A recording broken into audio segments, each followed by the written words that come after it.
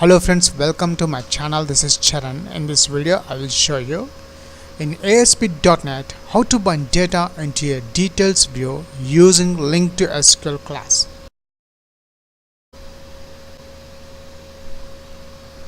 And here we got the final output.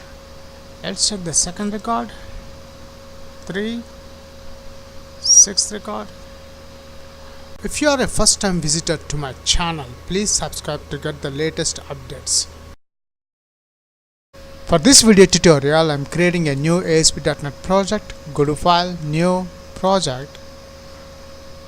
And from the web templates, I am selecting ASP.NET Web Application and the .NET Framework. I am using 4.6.1. The application name is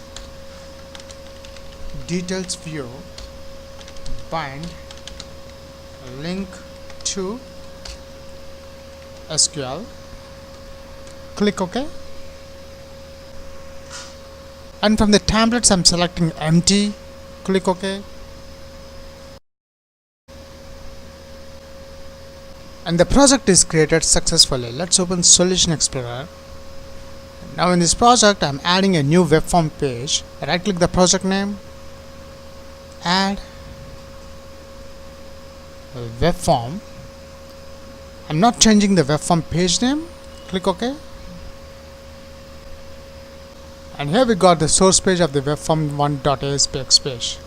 Now between the form and due tag, I'm adding the center tag. Center tag h1 how to bind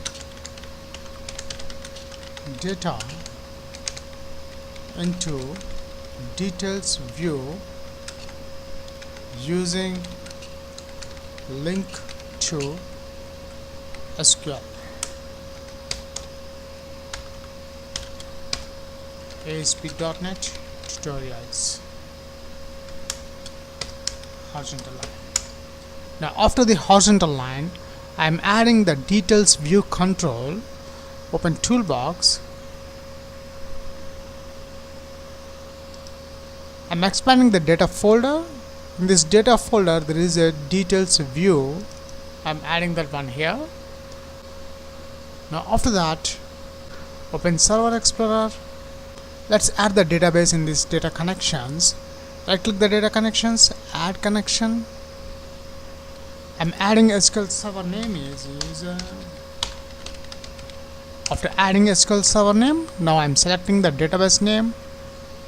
Sample DB is my user database. I'm selecting that one. Test connection is succeeded. OK. OK.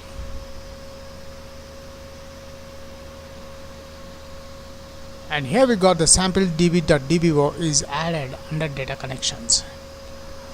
After adding the sample db.dbo in data connections, the next step, open Solution Explorer. I'm adding a Linq to SQL class. I click the project name, add Linq to SQL class. I'm changing the item name, emp class. Click OK.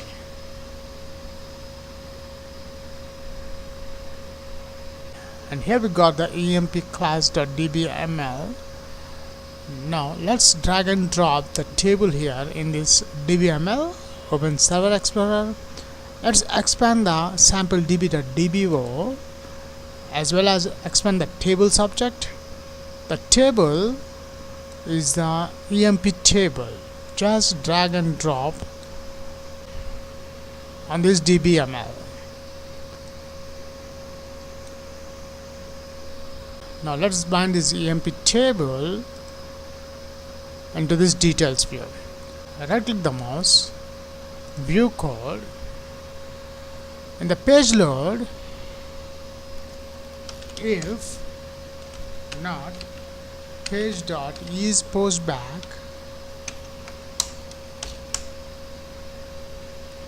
I'm adding the dbml context class. Emp class data context EC. I'm creating an object emp class data context. After that, variable list emp. I'm adding the Linq query from X is the alias name in ec dot emp tables object.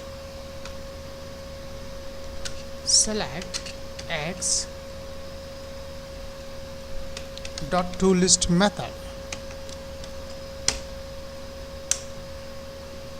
After that, let's bind this list emp object in the details view. Details view 1 dot, which is a details view id dot data source is equals to, I'm adding the list emp bind method, data bind method. That's it, we have binded the emp table data into this details view. But in details view we need to add the column field names. Let's add the fields. ASP bound field, header text is equals to the table column names, emp id, emp name, designation, department, and joining date. We have 5 columns. Let's add the emp employee id and add the data field is equals to the data field column name emp id. Let's copy this one, paste. The second one is the employee name. The data field, the column name is emp name. We need to add the same column name, emp name,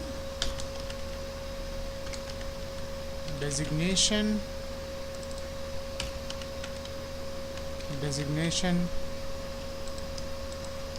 the next column name is a department,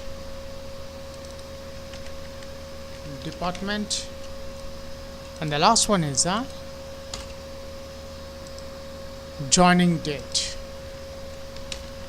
Join date,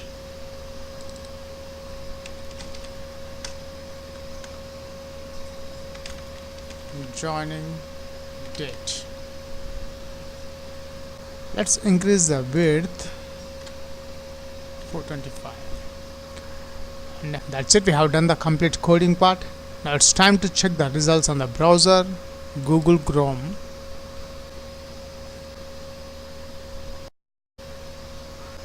And here we got the output of that code. And notice the details view, the rows are displaying duplicates. So to prevent the duplicate rows, we need to add the property in the details view. Let's add the property auto generate rows is equals to false.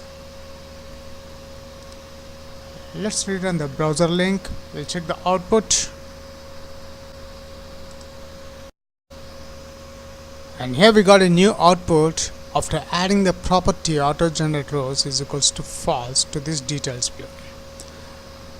And here the problem is, in details view by default it display only single record at a time, but in our emp table we got 7 records. So let's add the pagination. Allow paging is equals to true, and after that we require an event. Go to design mode,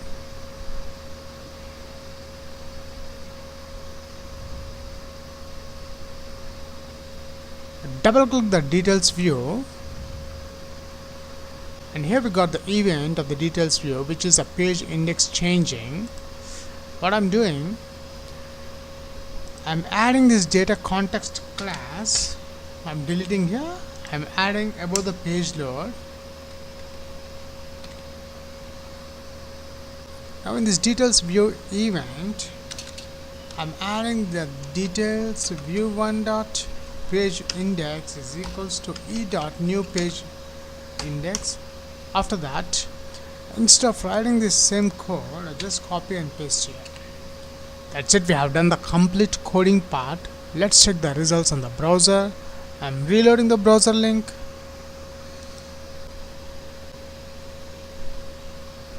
and here we got the final output.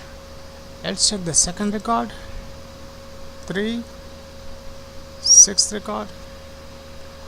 That's it. We have binded the details view using Linq to SQL from SQL Server database.